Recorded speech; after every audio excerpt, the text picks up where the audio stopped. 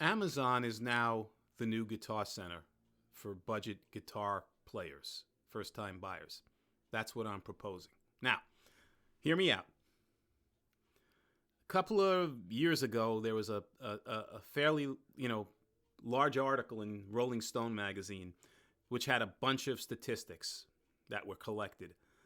And one of the statistics that I think applies to what I'm proposing here is that 50% of the guitars that are purchased each year are purchased by first-time guitar players or first-time guitar buyers. And 90% of that market give up playing or learning on the instrument within the first year. That's an interesting statistic.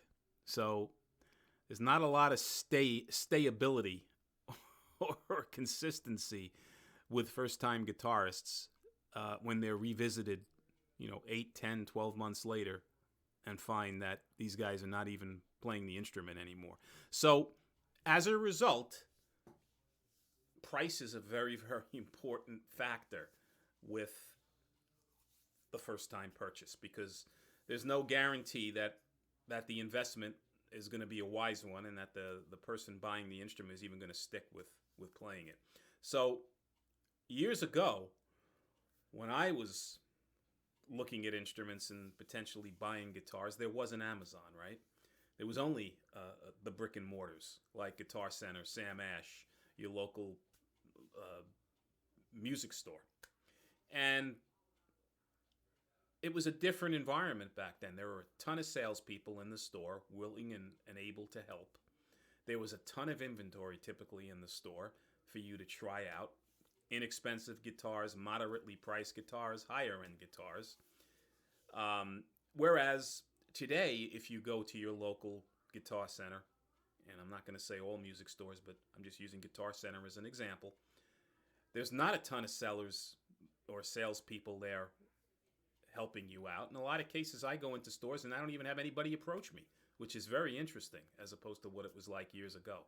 And also, the inventory, I guess because it's expensive to have a ton of stuff on hand at any given time, they don't have a lot of inexpensive, moderately priced gear on display. A lot of the stuff is $400, $500 and up. So it kind of prices you out as a newbie in that market. So as a result, Amazon has been eating up a lot of that market today because they have inexpensive gear. They have a very, very liberal and easy return policy. Whereas with Guitar Center, you can return a guitar, but then you have to encounter the uneasy feeling of dealing with someone in person and returning an instrument. Whereas with Amazon, you don't have that, and it's very simple and fast. It's also a bit daunting for a first-time player or someone that has no skills whatsoever to walk into a Guitar Center and see some kid that's 12 years old or 10 years old shredding on an instrument, right? Which you see in a lot of cases. So there's that uncomfortable feeling or embarrassing feeling of picking up an instrument anyway and playing it in the store and being embarrassed. Whereas with Amazon, you don't have that at all, right? The market I'm talking about is, let's say, between $100 and $300. That particular market, I'm proposing to you that Amazon is now what Guitar Center was years ago. Amazon has become the new Guitar Center because of the reasons that I just mentioned to you.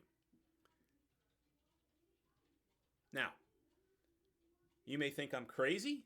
You may agree. You may have other thoughts completely on this particular topic, but I do think it's one that could stir up a decent discussion. So let me know in the comments below what your thoughts are on this one. Do you agree that Amazon has now become what Guitar Center was for first-time buyers and newbies? Let me know your thoughts. And until the next time, be well, see you soon, take care.